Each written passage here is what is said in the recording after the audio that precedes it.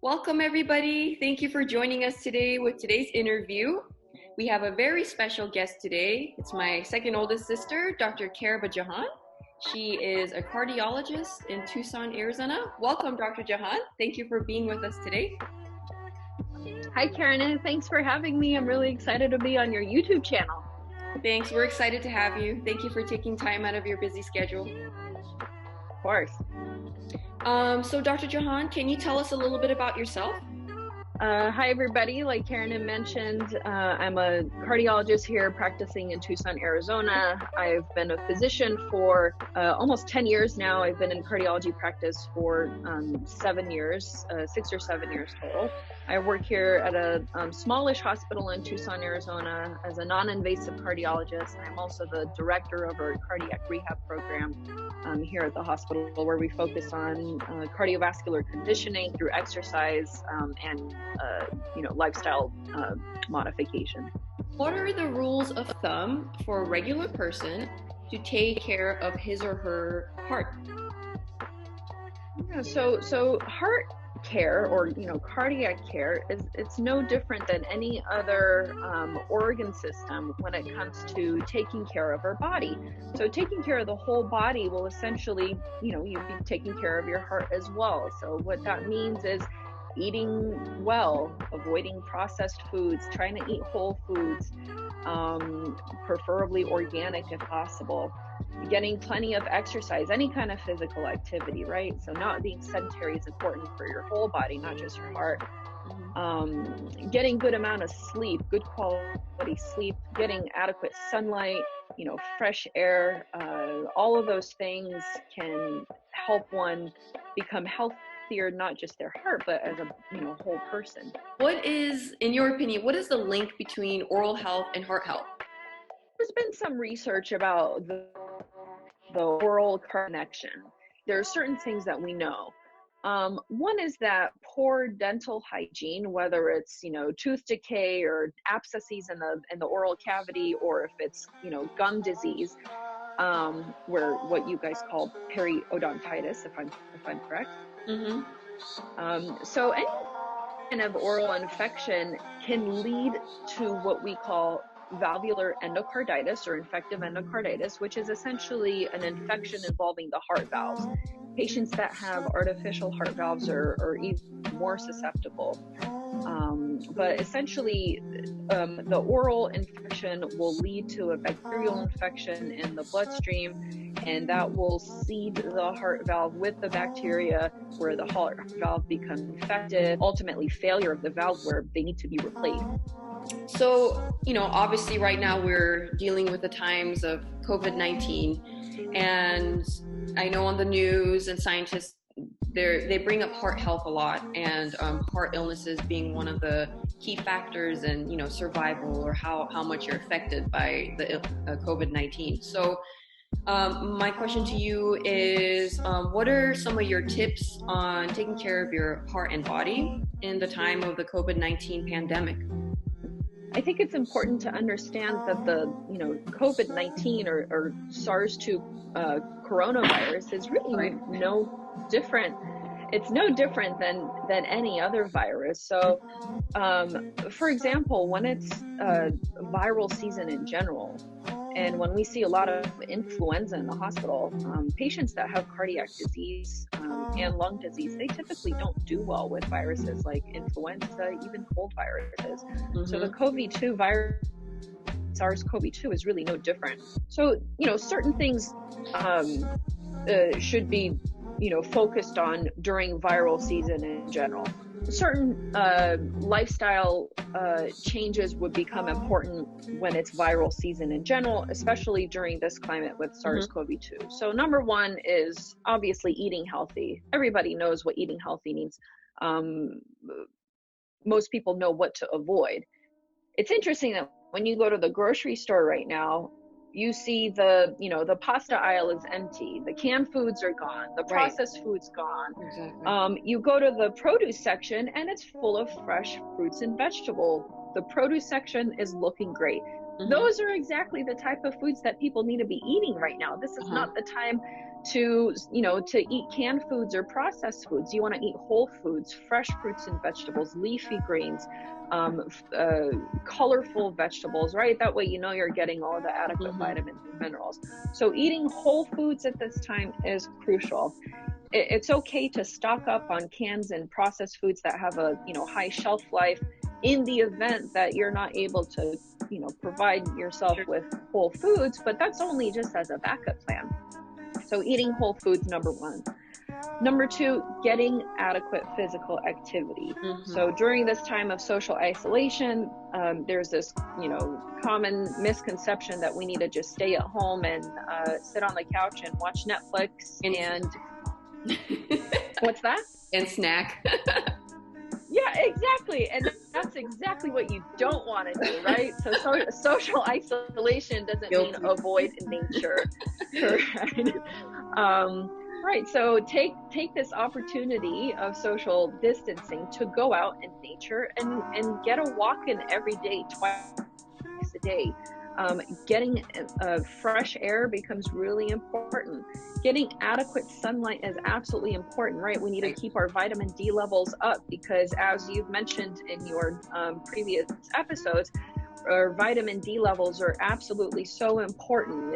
It's not just a vitamin, but it's really a hormone in our body that regulates a lot of metabolic processes, including immunologic function. So getting adequate sunlight, which will in turn help with your circadian rhythm so you can get adequate sleep. So nutrition, sunlight, physical activity, and good sleep. I would say these are the 4 pillars of keeping your immune system nice and strong. So Dr. Jahan, we have some questions that some of our friends and followers were wanting to know about. So I'll just start with the first one. Tucson_Junior wants to know if energy drinks can affect your heart health over time.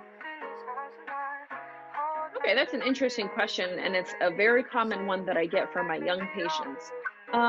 It sort of depends on the type of energy drink. So here's a problem with energy drink when they're taken in excess. Often they're chock full of caffeine and doses that are higher than what's recommended, you know, more so than just a cup of coffee. Next is most energy drinks are actually very high in sugar, unless you specifically read the labels or you buy one that says, you know, sugar-free. So the combination of high caffeine, high sugar, and then there's typically other fillers that all in all, the goal of an energy drink is to keep you awake and increase your sympathetic tone. When it comes to cardiac you know, complications of taking these energy drinks in high doses, it could certainly cause some funny heartbeats here and there. Also, taking these drinks chronically can also lead to certain arrhythmia. The one time that I took a Red Bull, I had some major heart palpitations and I never took it again, but my body's very sensitive, so maybe I don't count. Right, so that's important that you mention that. Some people are just more sensitive than others.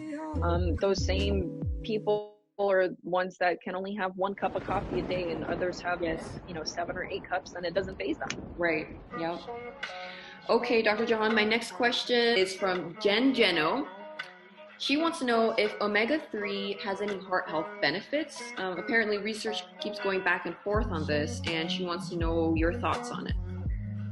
Yeah, that's another great question. So the latest research in omega-3 supplements, especially the DHA, so EPA is plant-based, mostly DHA is animal-based.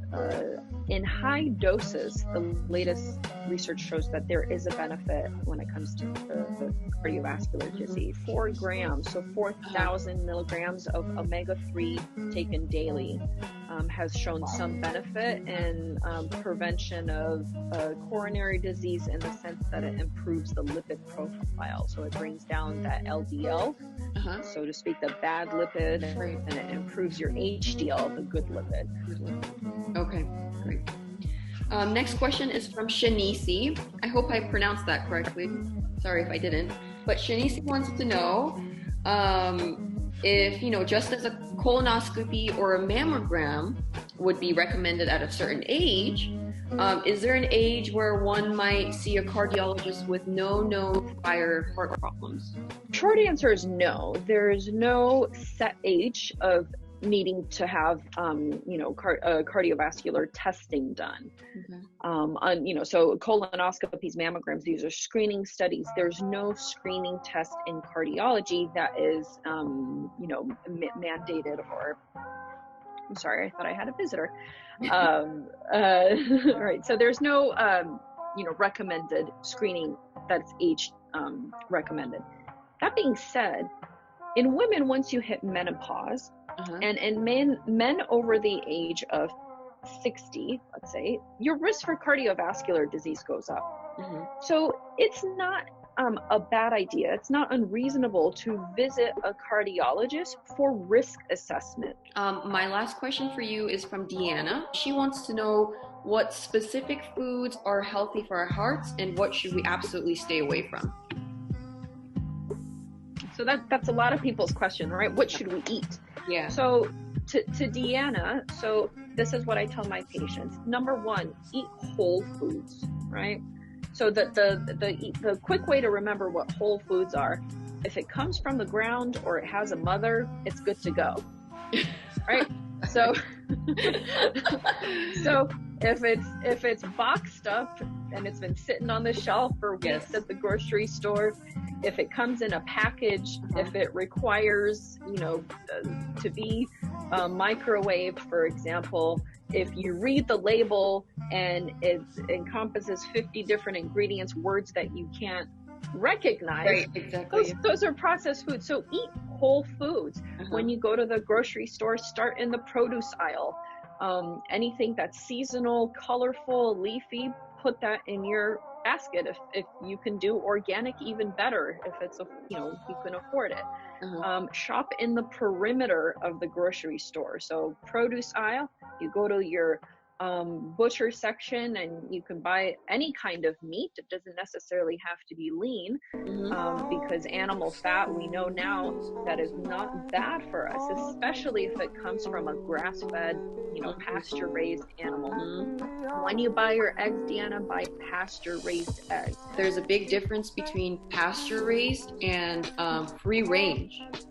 A lot of people see free range written on eggs or free range, meat products and things like that. And for anything to qualify as free range, that means that the animal has to be out for a minimum of 5 minutes, just 5 minutes. So if the animal is out for just 5 minutes, it can qualify as free range, which is awful. So pasture-raised food products are actually the ones where the animal is able to roam around for hours, the whole day and things like that. So good point. Organic grass-fed beef, not grain-fed animals, grain-fed meats. Any kind of fish, shellfish is really nutrient dense. Organ meat, liver, heart, etc. Very nutrient dense. So you're in your butcher section, then you move on to the dairy aisle. If you can tolerate, lactose, you get your whole milk and your pasture-raised eggs and your, the whole milk cheeses, pasture-raised animals.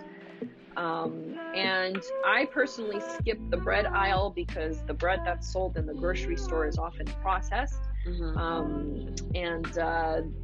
So if I really want to buy some bread, I would go to a local bakery. At the end of the day, you want to maintain a low inflammatory state in your body. Things that increase inflammation are, when it comes to diet, it's essentially processed foods, sugar, grains, and then not part of diet, but other things that we do, bad habits like smoking, etc. Dr. Jahan, thank you so much for taking time out of your day and interviewing with me. I personally learned a lot, and I'm sure everybody else did as well. Oh, good. Yeah, thank you for having me. This was fun. And hopefully we can do this in the future. Yes, sounds good. Anytime. Okay, thank you, Dr. Jahan. Have a good rest of your day. Bye, guys. Bye. Thank you.